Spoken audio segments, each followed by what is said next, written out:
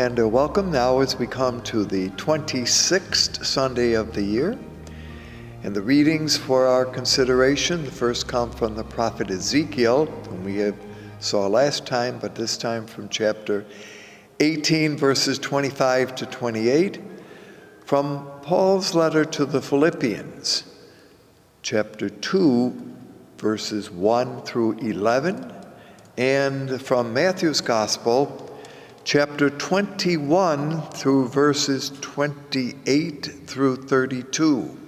Now, what we notice this time is a skipping of material from the last time, back in chapter 19. So what we're going to do as we begin is to kind of fill in the blank. How does things move from, remember the parable of the man who gives to the workers a certain pay depending on what time they started. All right, that's where it ended. Now, as that moved forward in chapter 20, verses 17 through 19, give the third prediction of Jesus. Remember, they're on the journey on the way to Jerusalem. And now for a third time, this pattern we will see was developed by Mark and is used by Matthew and Luke.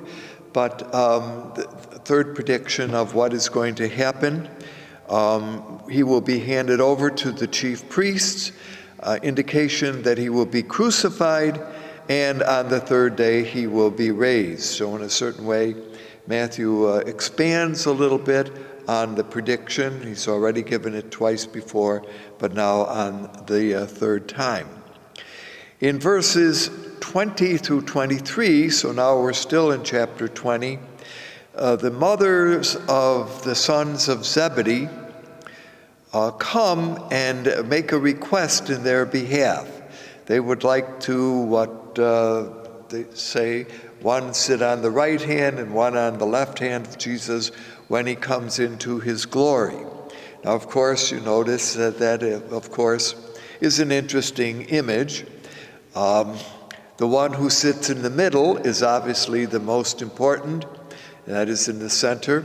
The next person of importance is the one who sits on the right hand, and then the next person after that of importance sits on the left hand. So that's when she says, can you sit at the right and left hand? Jesus raises the question, can you? And they say yes. And Jesus then is pictured as saying, well, you can share the cup, my cup. Here the word cup takes the implication, and sometimes the right word here is indeed chalice, which indicates suffering and death. So they agree to this. Jesus responds by saying, this is not mine to give, but of my Father. All right, so just quickly kind of moving things along. That's the little episode here.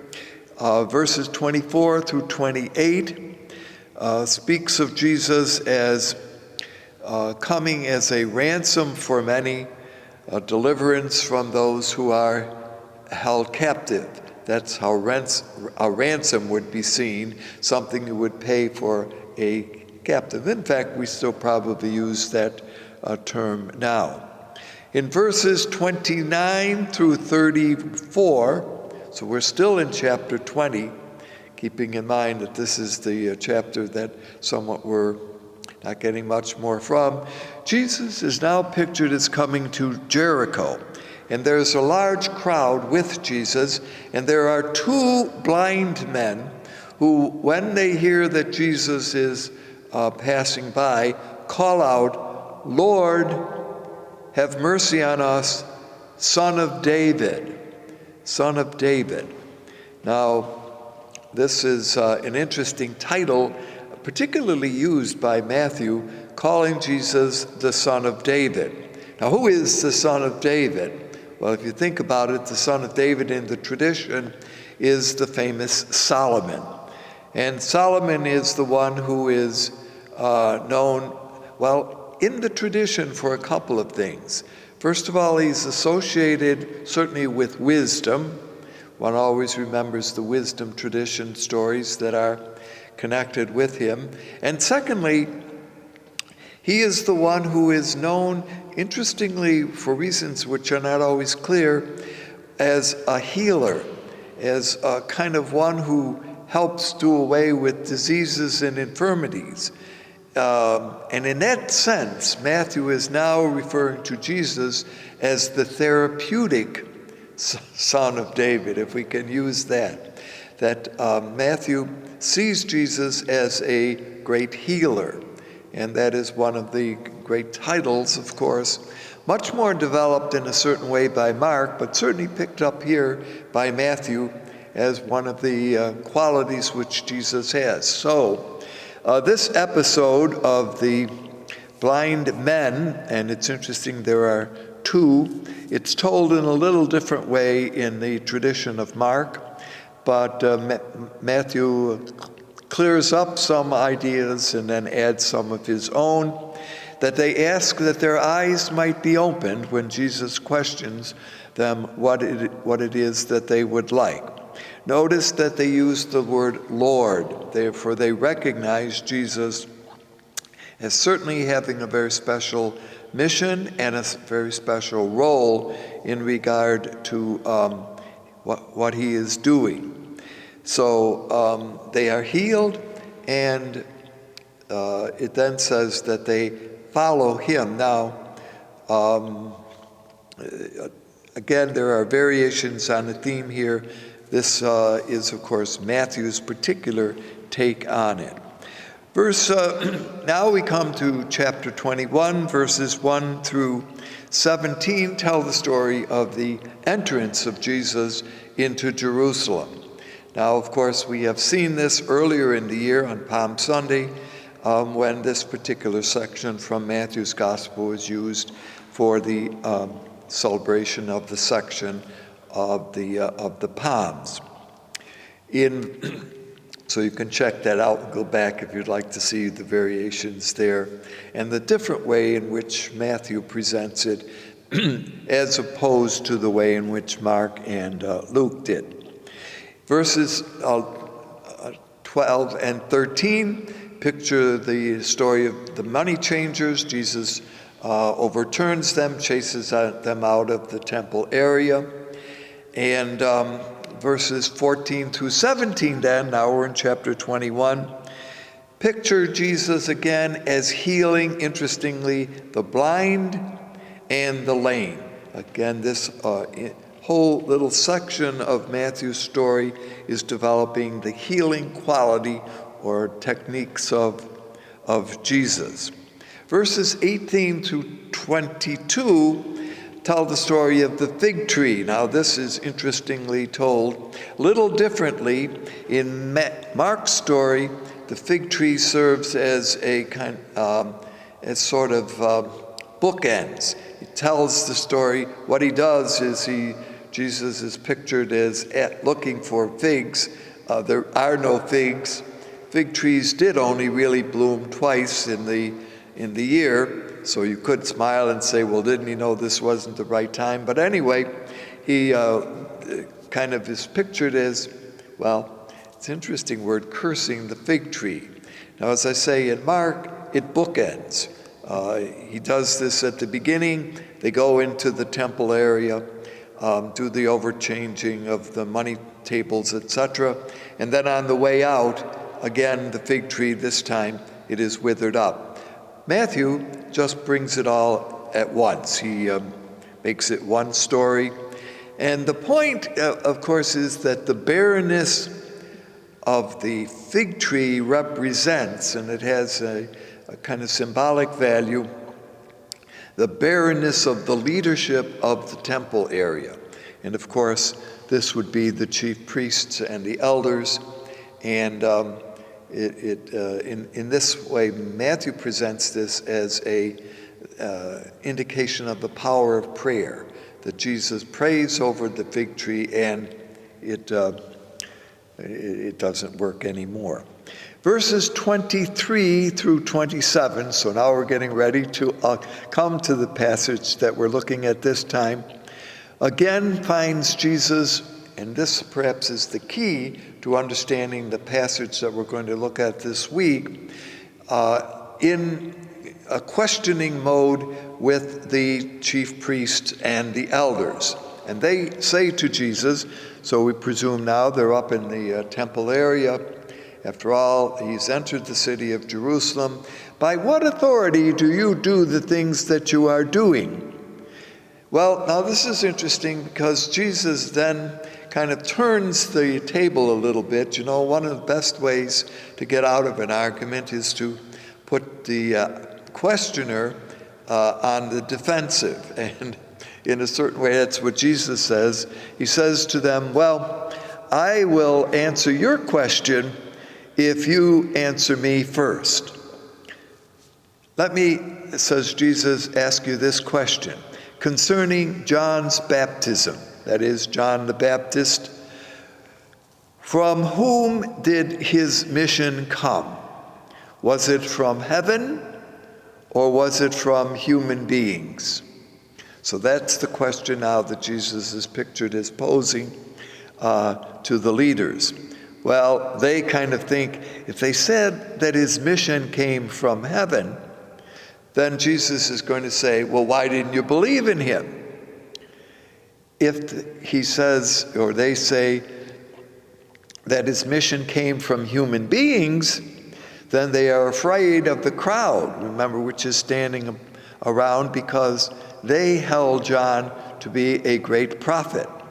See, so Jesus has posed an interesting little dilemma question to them, which the audience, and I think it's important never to forget there's an audience around him, would be hearing.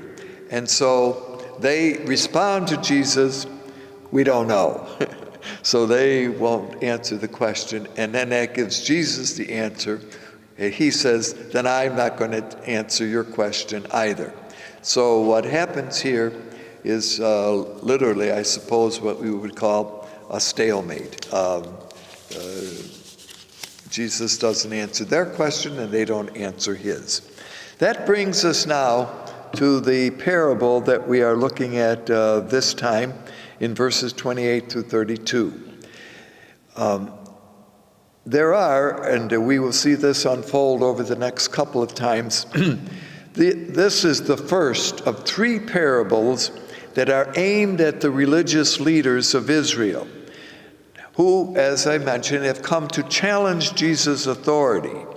And important to notice here, again, in the response that Jesus makes, it's not to all of the Jewish people, but it's simply to the temple Jerusalem leadership. So it's, in that sense, a rather exclusive, if you want, group.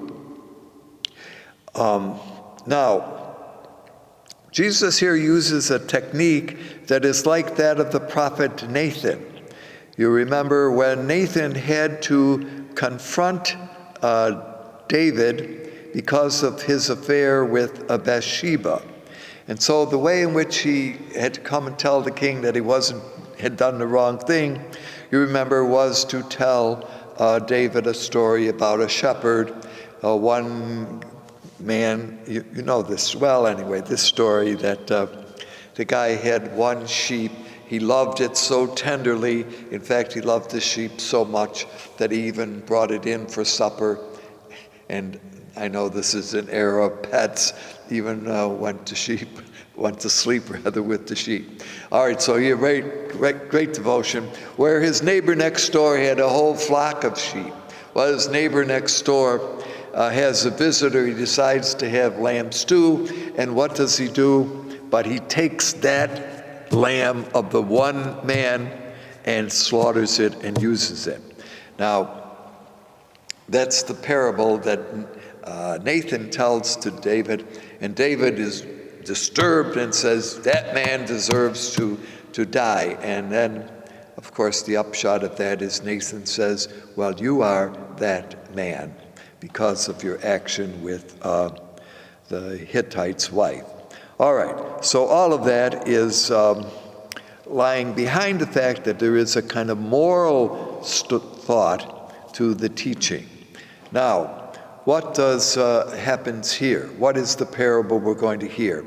A man publicly asks his two sons, and maybe more than asks, tells his two sons to go into the vineyard and to help take care of what needs to be done now at harvest time.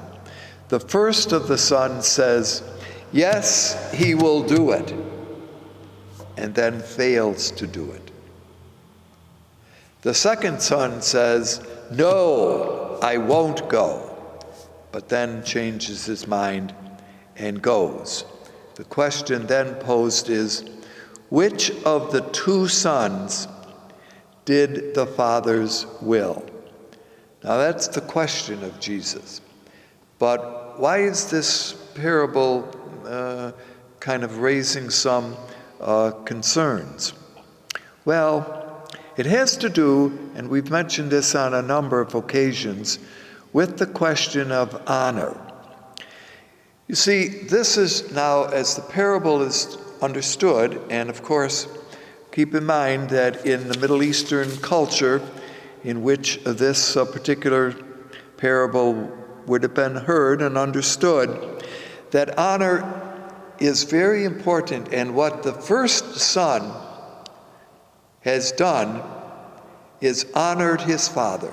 His father has made a request, go into the vineyard. He says that he will publicly, and then he doesn't go. The second son says to his father publicly, I won't go, no, but then changes his mind and goes. Now, in this culture, it is more important to be the respectful son than the disobedient son.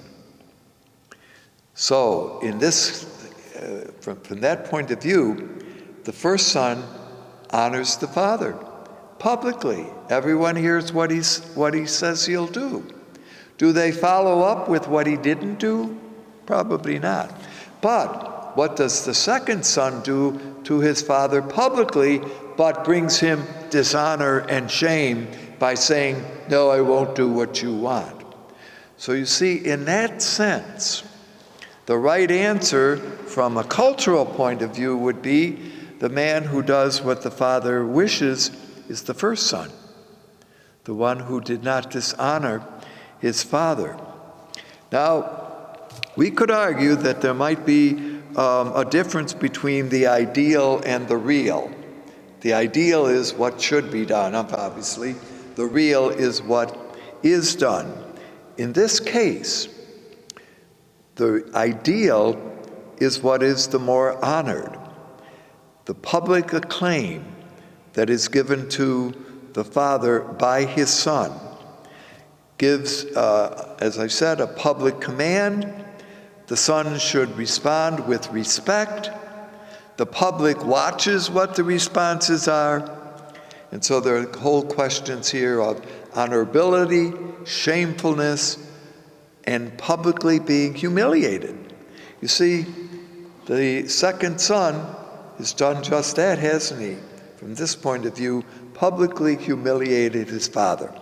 His father has told him, and asked him to do something, and he negates it. So that's why the parable turns out to be, as I suggest, somewhat challenging. Now, there are several versions of this particular parable, by the way, and sometimes in translating it in order to bring it around to the way in which certainly the message is to be understood, is that the one that we have just heard, the first child says yes but does not go, the second says no but goes. The second child is the one who does the will of the Father. This version, which is on our lectionary only, seems to be what is done. But there's another version in which the first child says no and then goes, and the second child says yes and then does not go. But the startling thing is that it connects the declaration with the second child is the one who does the will of the Father. So there's some whole translation issue about that. But the one that we heard is the first one, and that's the one that we are encouraged to reflect on. So, where does all of this bring us? Well, the truth is that Jesus here does not ask which son behaved honorably, and that's what we've been looking at here, but which son did the will of the Father. And it is the first, obviously. The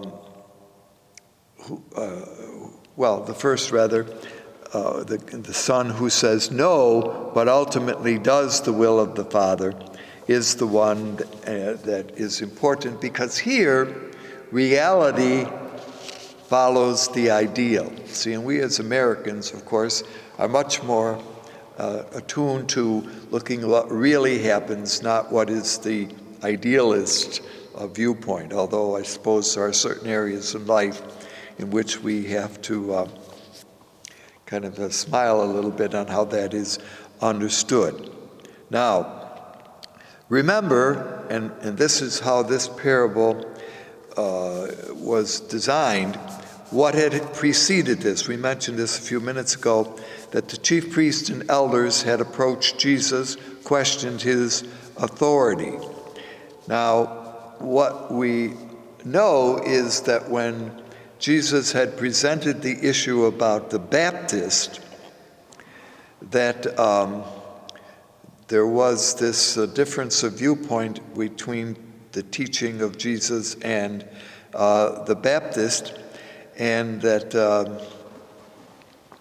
the elders did not really want to follow the way of the Baptist because initially the Baptist had called them to reform, and of course the leadership in the temple community did not feel that they needed to reform, that what they were doing was correct.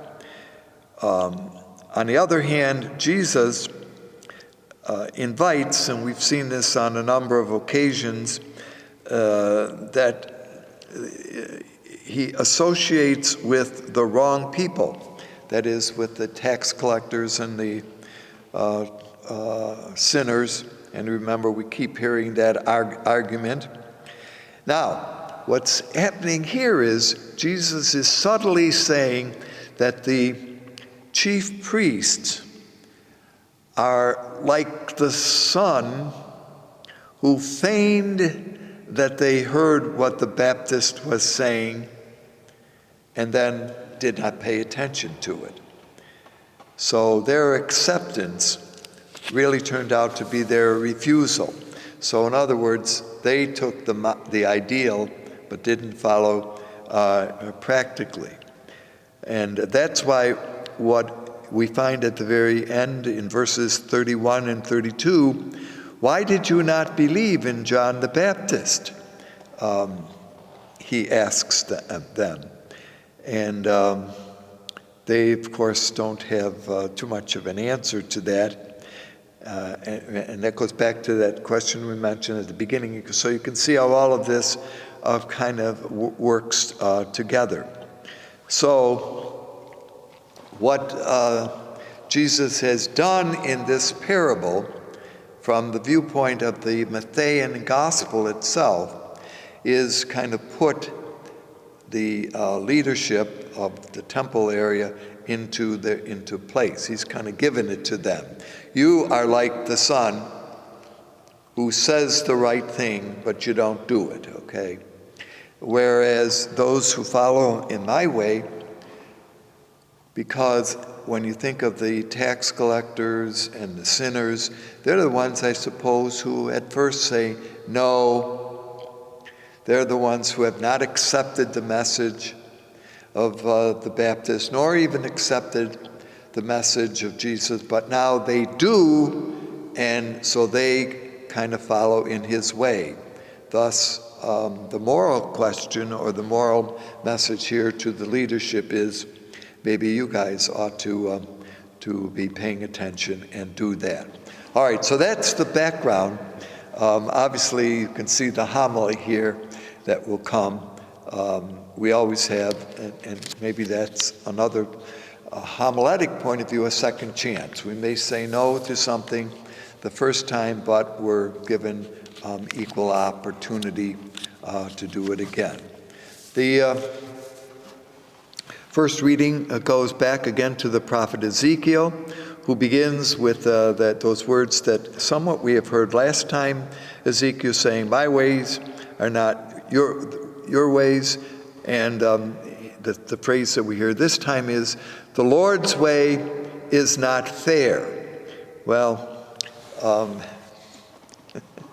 the prophet then says, look, if somebody does a lot of good and then at the end does bad, how do you handle that? Or if you do bad, but then at the end you do good, how does God handle that? And so I leave that up to your kind of consideration as how that might be played out. Finally, a word about the second reading, which is a letter of Paul to the Philippians. Philippi, as you know, was a city in Greece. It was a very important place, well, actually in Macedonia, but was part of the Greek culture. It was, at the time in which Paul lived, a Roman colony, where most of the citizens who lived there were retired soldiers from the military. Apparently, there was an appropriate and a place for them to go. That therefore made Philippi a rather well-to-do community, because the retired military men, of course, had money, but also it meant when they died, they were buried there, and therefore what happened to the wealth that they had. Now, all of that is that a little background to the Philippian letter. In the section that we hear this time, Paul encourages his believers, that is, fellow believers in Jesus, that he is the Lord, that Jesus is the Lord rather than Caesar. See, that's why I mentioned who the inhabitants were of the city there, because their loyalty certainly had been to Caesar. The Caesar at the time may most likely have been Nero, and therefore stay loyal to Jesus as the Lord. Now, the second part of the reading we hear this time, verses 6 to 11, we believe are an early Christian hymn. It is therefore one of perhaps the earliest writings that we know. The argument goes back and forth as to whether or not Paul actually wrote this hymn, or whether he knew of this hymn and included it into his letter. I encourage you to kind of check this out.